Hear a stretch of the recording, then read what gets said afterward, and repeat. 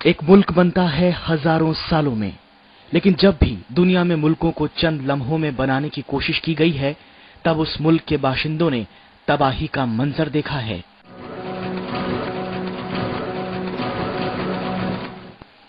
ऐसा ही कुछ भारत पाकिस्तान के साथ भी हुआ। कुछ चुनिंदा लोगों के अरमानों को पूरा करने और भारी तबाही को रोकने के लिए चंद दिनों और घंटों में पाकिस्तान बना दिया गया, लेकिन तबाही यहां खत्म नहीं हुई। दोनों मुल्कों ने 1947 से लेकर आज तक न जाने कितनी ही बार ताकत आजमाइश की। 1947 में कबीलाई लड़ाकों से लड़ाई हो,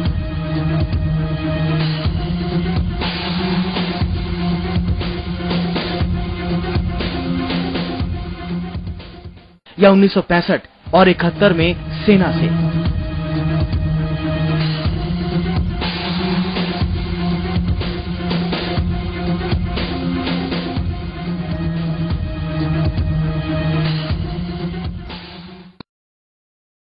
हमेशा दुश्मन सेना ने मुंह की खाई और आत्मसमर्पण किया।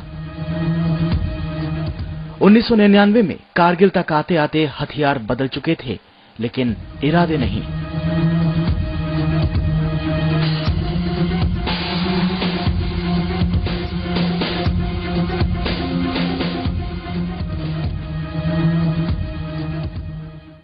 दोनों देश जानते हैं कि लड़ाई कहीं भी हो, कभी भी हो, सबसे ज्यादा असर आम आवाम पर ही पड़ता है। आज आजादी के 65 सालों बाद दोनों मुल्क कोशिश कर रहे हैं अपने इतिहास को भुलाने की और एक नई शुरुआत करने की। और ये शुरुआत हुई थी बस सर्विस से। हर हफ्ते के सोमवार के दिन चलने वाली ये बस दोनों ओर के बाशिंदों के लिए एक नायाब तोहफा है। बस के जरिए ये यात्री सीमा तक आते हैं और फिर पैदल चलकर ये पुल पार करते हैं। पाकिस्तान के सियालकोट से आए 98 साल के फखरुद्दीन के चेहरे की झुर्रियां गुलामी की जंजीरों से भी ज्यादा गमगीन हैं। चल पाने और सुन पाने में असमर्थ ये बुजुर्ग अपनी उस जमी को अंतिम बार देखना चाहता है जहां इसका जन्म हुआ था। आवाम को उम्मीद है कि ये बस सर्विस जल्द ही हफ्ते के और दिनों में भी चलेगी। यात्रियों की सुविधा के लिए सीमा पर ही सारी सुविधाएं देने की कोशिश की गई है।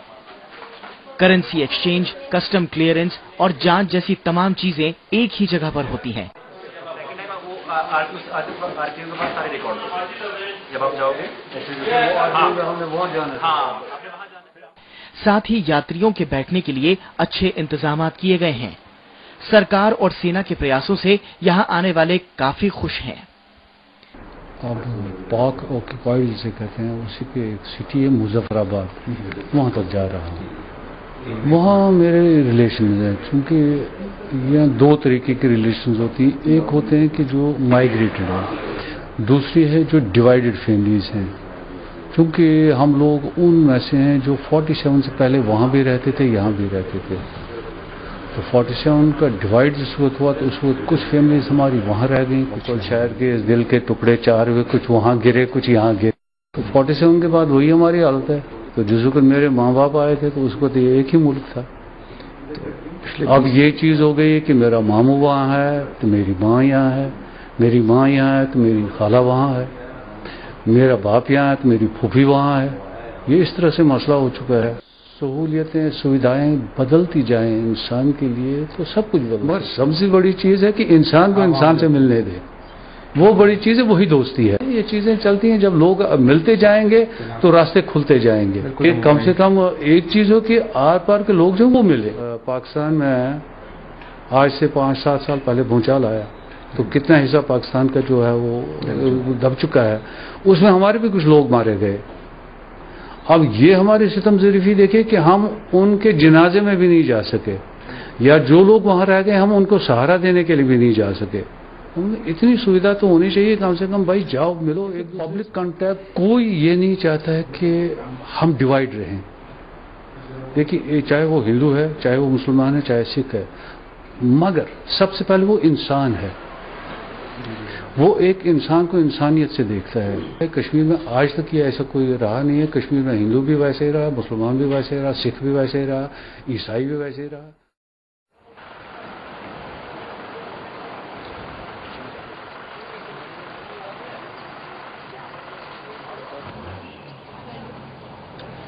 सियालकोट के ही डॉक्टर यसीन मानते हैं कि दोनों मुल्कों में बस सर्विस एक बेहतर शुरुआत है। सियालकोट से आए हैं तो 8 घंटे हमें पीछे से लगते हैं, जब हमने जम्मू जाना है 12 घंटे से, लेकिन फिर भी ये भी बड़ी मेहरबानी हमारे लिए। ये तो सपोर्टिंग चीजें हैं, इनको चलते रहना चाहिए।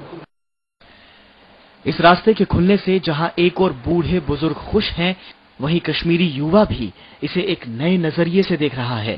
फीलिंग्स बहुत ज्यादा उनके बारे में सुना है और पहली बार जब उनसे मिलेंगे तो इमोशंस कंट्रोल कर पाएंगे। और काफ़ी अच्छी ये सर्विस जो उन्होंने स्टार्ट की है ये 2005 से, तो काफ़ी अच्छा, इसे काफ़ी सुविधा मिली है लोगों को। तो काफ़ी लोग एक दूसरे से यहाँ पे शेयर कर रहे हैं, वो वहाँ से आ रहे हैं, हम यहाँ से जा रहे हैं। काफ़ी अच्छा, बिल्कुल इससे दोनों देशों में जो भी ये डिफरेंसेस हैं दूर इसको हफ्ते में लेना चाहिए, ताकि ज़्यादा से ज़्यादा लोग वहाँ से आएँ और ज़्यादा से ज़्यादा लोग यहाँ से जाएँ।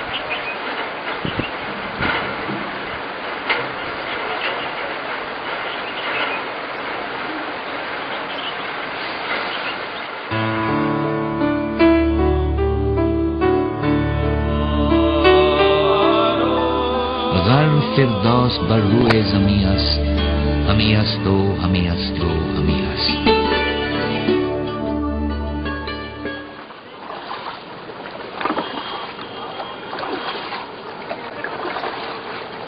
जन्नत समझी जाने वाली इस जमीन पर कुछ साल पहले सैलानियों की भीड़ भरी होती थी। डल झील के शिकारे मेहमानों से भरे होते थे, लेकिन बढ़ती दहशतगर्दी ने पर्यटन को कम किया, जिससे बेरोजगारी बढ़ी।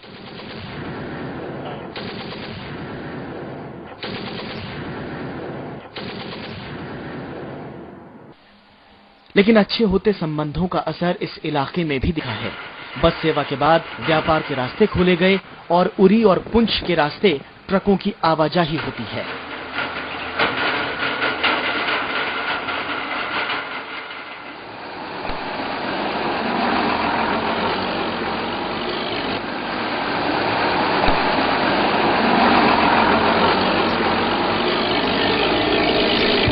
The trade have been started on 21st of October 2008. During the turmoil in the valley, this trade was not affected.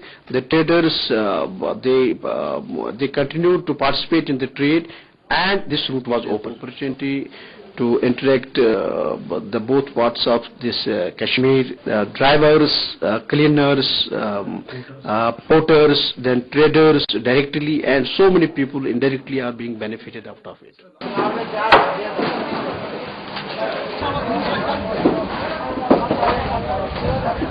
इस कारोबार के बढ़ने से स्थानीय व्यापारियों को भी काफी फायदा हुआ है। अब वो अपना माल पाकिस्तानी बाजारों में भी बेच रहे हैं। किलो की 4 गाड़ी आती है या पुल की 1 गाड़ी आती है, करो इसकी अमाउंट अमेरिकन के अनुसार 30 लाख अमाउंट इसका बनता है।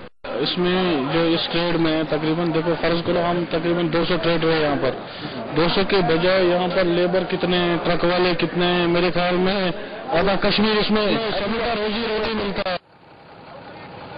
जिनके हाथ में कल तक पत्थर और आग थी, आज उनके हाथों में ट्रक की स्टीयरिंग और सामानों से भरी पेटियां हैं। वहाँ के मजदूर के लिए रोजगार ठीक है, वहाँ के ट्रक वाले के लिए भी, हमारे लिए भी ठीक है। अगर ऐसे ही मतलब माहौल रहा, ऐसा ही कारोबार रहा तो इंशाल्लाह अच्छा ही रहेगा।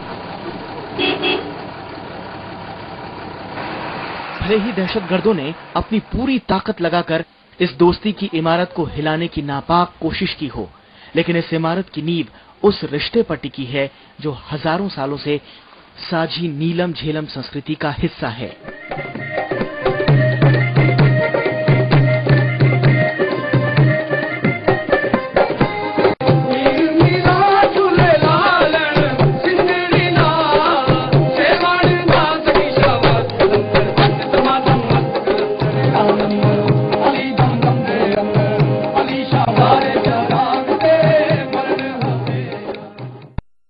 कश्मीरी अवाम हमेशा से अमन पसंद रही है और जब भी मौका मिला है, ज़ाफ़रान की इस ज़मीं पर संगीत ने अपना रंग बिखेरा है।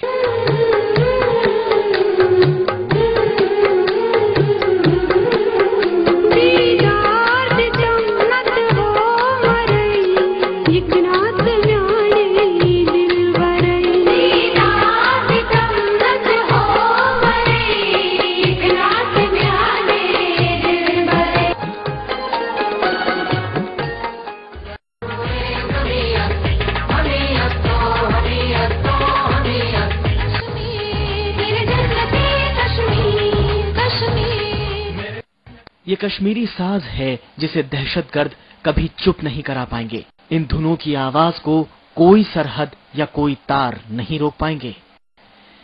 लकीरें देशों को तो बांट सकती हैं, पर दिलों को नहीं।